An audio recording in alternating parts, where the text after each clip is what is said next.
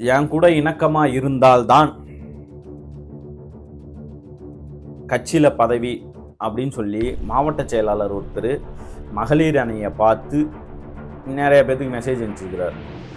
எங்களுக்கு இந்தந்த பருவத்துக்கு இவ்வளோ தண்ணி திறந்து விடணும், பூர்வ சாகுபடிக்கு இவ்வளோ, அக்டோபர் மாதம் எவ்வளோ, செப்டம்பர் மாதம் எவ்வளோன்னு தண்ணி திறந்து விடணும்.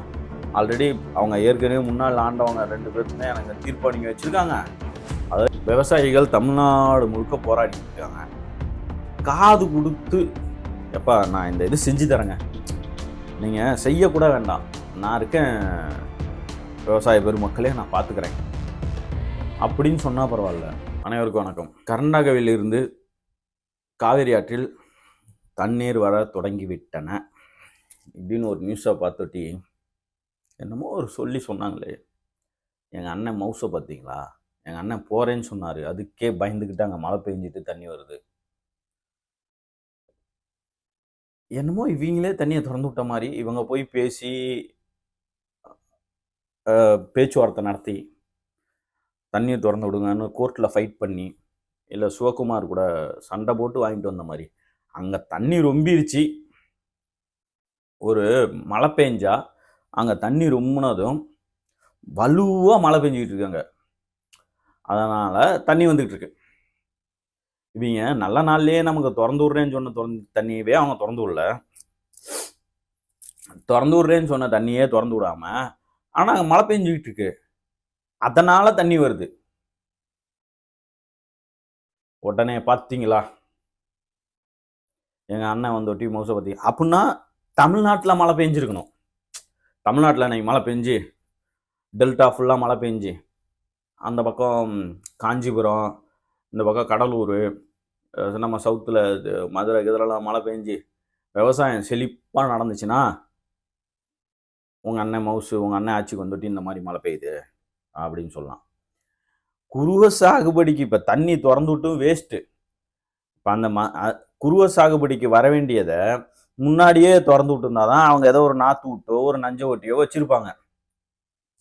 இப்போ பொசுக்குன்னு தண்ணி விட்டு என்ன பண்ணுறது? இதுக்கு மேலே வெள்ளாமல் வைக்கிறதா? இந்நேரம் வெள்ளாமல் வைக்கணும்னா மே லாஸ்ட்லேயே வச்சுருந்துருக்கணும், இல்லை ஏப்ரல் மாதம் கடைசியிலேயே நாற்று விட்டுருப்பாங்க. அப்போ குருவ சாகுபடிக்கு தண்ணி திறந்து விடாம இன்னைக்கு அவங்க ஊரில் மழை பெஞ்சுதுன்னு எக்ஸ்ட்ரா திறந்து விட்ட தண்ணியை எங்கள் அண்ணன் பற்றியா மவுசு, எதை எடுத்தாலும் அண்ணன் மவுசு தான்.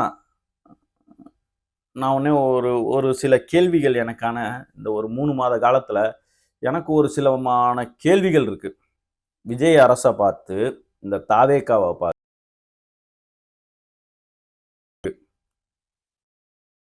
அதற்கு இந்த விஜய் அரசு பதில் சொல்லுமா? விவசாய கடன் தள்ளுபடின்னு சொன்னீங்களே,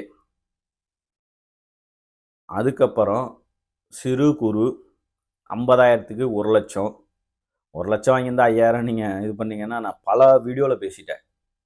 5,000 வாங்கி வேஸ்ட்டுன்னு சரிங்களா? ஏன் தள்ளுபடி பண்ணல? இதே மித்த 2 கவர்மெண்ட்டும் வந்துருந்துச்சுன்னா, நான் அதிமுககாரன் இப்பவும் சொல்கிறேன், நான் இதை மட்டும் நான் சொல்லலை, திமுக இருந்தாலுமே சரி, ஒரு கவர்மெண்ட்டுன்னு ஒரு ஆட்சிக்கு வந்தோட்டி மக்களுக்கான தேர்தல் வாக்குறுதியில் கொடுத்த ஒரு சில விஷயங்களை பட்டுன்னு நிறைவேற்றிட்டு அதுக்கப்புறம் மீதியெல்லாம் பொறுமையாக பண்ணுவாங்க. 200 யூனிட் மின்சாரம் ஃப்ரீன்னீங்க, 500 யூனிட்டுக்கு உள்ள 200 யூனிட் ஃப்ரீ. அப்போ இனிமேல் என்ன பண்ண தெரியுமா? ஏசி ஓடிக்கிட்டே இருக்கா, 4 யூனிட் ஓடிருந்துச்சா, இன்னைக்கு 4 யூனிட் போதும் ஆஃப் பண்ணு அப்படின்னு ஆஃப் பண்ணி வைக்கிறதா? இல்லை மிக்சி ஓடிக்கிட்டே இருக்குது, இன்னைக்கு 200 யூனிட்டுக்கு மேலே போயிடும், டப்புன்னு ஆஃப் பண்ணு அப்படின்னு ஆஃப் பண்ணி வைக்கிறதா? இந்த மாதம் 500 யூனிட்டுக்கு மேலே போயிடும்னு ஆஃப் பண்ணி வைக்கிறதா? என்ன sir? What bro, this is very wrong bro. அதுக்கப்புறம் சூப்பர் 6ன்னுலாம் சொன்னார். சரி, சூப்பர் 6 எல்லாம் இப்போ உங்களால் கொடுக்க முடியுமா? வீட்டுக்கு கொடுக்குற சிலிண்டரே பெரும் தட்டுப்பாடாக இருக்குது. சூப்பர் 6 யாவது ஒன்று வந்தோட்டி ஒரு 6 சிலிண்டர் ஃப்ரீ. மக்கள் இப்போ கஷ்டத்தில் இருக்காங்க, சரிப்பா 6 சிலிண்டர் ஃப்ரீப்பா வந்தோட்டி மொதல் கையெழுத்து அப்படின்னு போட்டிருக்கணும். சிங்கப்பெண் அதிரடி படம்னு ஒன்று ஆரம்பிச்சிங்க. அவங்களுக்கு எப்படின்னா எஃப்ஐஆர் போட முடியாது, அரெஸ்ட் பண்ணுற ரூல்ஸ் இல்லை. சரிங்க சார், என் கூட இணக்கமாக இருந்தால்தான் கட்சியில் பதவி அப்படின்னு சொல்லி மாவட்ட செயலாளர் ஒருத்தர் மகளிர் அணியை பார்த்து நிறைய பேத்துக்கு மெசேஜ் அனுப்பிச்சிருக்கிறார். மகளிர் அணியில் அதுக்கு உங்களோட நடவடிக்கை என்ன? உங்களோட நடவடிக்கை என்ன? வந்தாச்சு, கடை வாங்கவும் ஆரம்பிச்சாச்சு. அரசிடம் இருக்கும் டாஸ்மார்க்கை எதற்காக தனியாரிடம் செல்கிறது? அரசுகிட்ட டாஸ்மார்க் இருக்கு, இந்த டாஸ்மார்க்கை எதுக்கு நீங்க தனியார் மயமாக்குறீங்க? அந்த முக்கிய புள்ளி யாரு? எந்த முக்கிய புள்ளிக்காக டாஸ்மார்க் இப்ப தனியார் மயமாகுது? அதாவது தாவேக்கால நடக்கிற ஏதாவது ஒரு விஷயம், ஏதாவது ஒரு பெருசா ஒரு பூமாவை போற ஒரு மேட்டர் நடந்துருச்சு அப்படி என்றால் கேமரா அப்படியே எல்லாரும் அந்த பக்கம் அதிமுக பக்கம் வந்துருக்குங்க. இன்னைக்கு இந்த அமைச்சர் வந்துட்டாரு, இந்த 3 மாசத்துல அதானே பண்ணீங்க, இந்த அமைச்சர் வந்துட்டாரு, நாளைக்கு இவங்க வரப்போறாங்க, இந்த அமைச்சருக்கு இந்த பதவி கொடுக்கலான்னு இருக்கோம். சரி, இந்த அமைச்சருக்கு இந்த பதவி கொடுக்கலான்னு இருக்கீங்க. அரசு வழக்கறிஞர் நியமனத்திலேயே உங்க லட்சணம் தெரிஞ்சு போச்சு. நீங்க காசை வாங்கிக்கிட்டு யாருக்கு வேணா போஸ்டிங் கொடுத்துறீங்கன்னு உங்க சொந்த கட்சிக்காரனுக்கே போஸ்டிங் கொடுத்துடல. சரி, இப்ப இவங்க புதுசா வந்திருக்காங்கல்ல, இவங்களுக்கு உடனே பொறுப்பு இல்லை, மரியாதை இல்லை அப்படின்னு எங்க கட்சியில இருந்த ஒரு அமைச்சர், முன்னாள் அமைச்சர் பேசிக்கிட்டு இருக்கிறதாக கேள்விப்பட்டேன். அது எந்த அளவுக்கு உண்மையோ பொய்யோ. அதாவது ஒரு படம் ரிலீஸ் ஆகல அப்படின்னா உங்க வீட்டில் வந்து உட்காந்துருந்த ஒரு அமைச்சர், சரி எங்க அமைச்சர் வீட்டில் உட்காந்துருந்த அவரு இன்னைக்கு இவரு போய் வெளியில கதவுக்கு முன்னாடி காத்துக்கிட்டு இருக்காரு. இதனா கோயில் தரிசனமா இல்ல பழனி ஆண்டவரா கதவை திறந்துட்டு போய் பார்த்துட்டு வெயிட் பண்ணி பார்க்கறதுக்கு? இவங்க கண் துடைக்கிற அரசியலை பண்ணிக்கிட்டு இருக்காங்க. உருப்படியா இந்த 3 மாசத்துல என்ன உருப்படியா எதுவுமே செய்யல. கேட்டா எங்க அண்ணன் அப்பா அதை பண்ணிட்டாரு இதை பண்ணிட்டாருன்னு ரீல்ஸை வச்சே ஓட்டிக்கிட்டு இருக்காங்க. காவேரியில தண்ணி தராதுக்கு இப்ப திறந்து விடுறாங்கல்ல, இதை நீங்க நேரா போயிட்டு கோர்ட்ல போட்டு ஃபைட் பண்ணியிருக்கணும். இந்த மாதிரி நாங்கள் ஆல்ரெடி தீர்ப்பு வாங்கி வச்சிருக்கிறோம், எங்களுக்கு இந்தந்த பருவத்துக்கு இவ்வளோ தண்ணி திறந்து விடணும், சாகுபடிக்கு இவ்வளோ, அக்டோபர் மாதம் எவ்வளோ, செப்டம்பர் மாதம் எவ்வளோன்னு தண்ணி திறந்து விடணும். ஆல்ரெடி அவங்க ஏற்கனவே முன்னாள் ஆண்டவங்க 2 பேர்த்துமே எனக்கு தீர்ப்பு வாங்கி வச்சிருக்காங்க. அதெல்லாம் அதிமுக தான் வலுவாக இது ஃபைட் பண்ணி தீர்ப்பு வாங்கி வச்சிருக்குது. அந்த தீர்ப்பை எடுத்துட்டு போயிருந்தாலே வேலை முடிஞ்சிருக்கும்.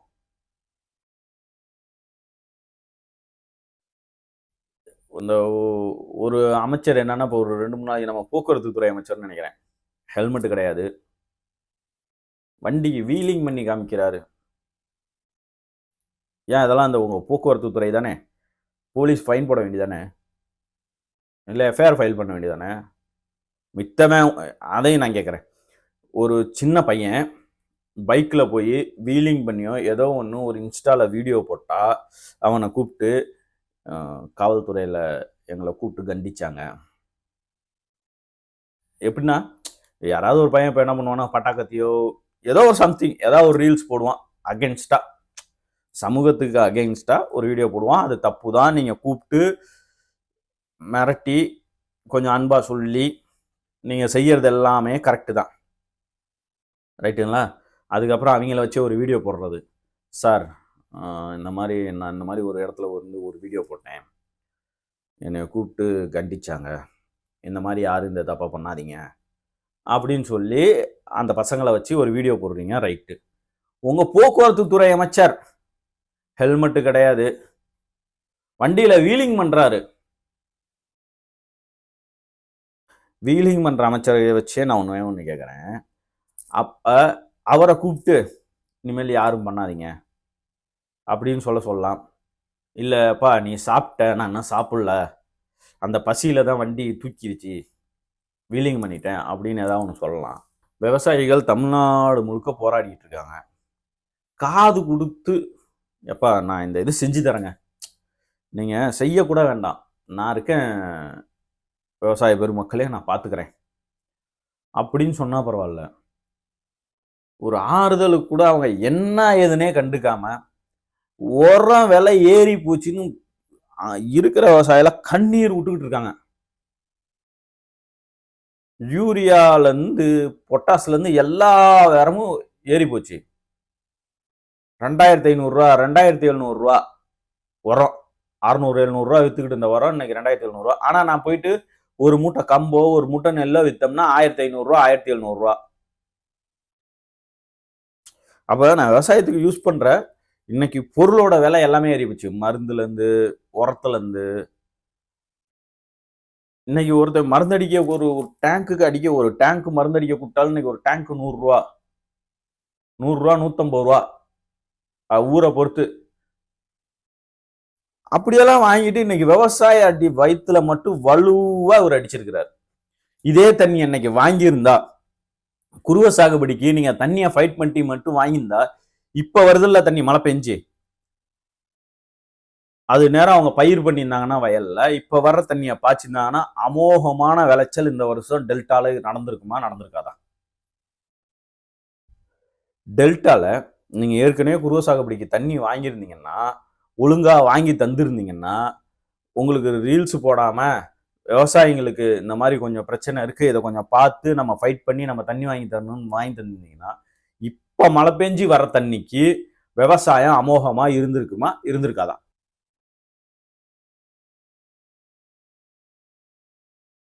இப்பவும் கேட்கிறேன், இது ரீல்ஸ் ஆச்சியா ரியல் ஆச்சியா? நன்றி.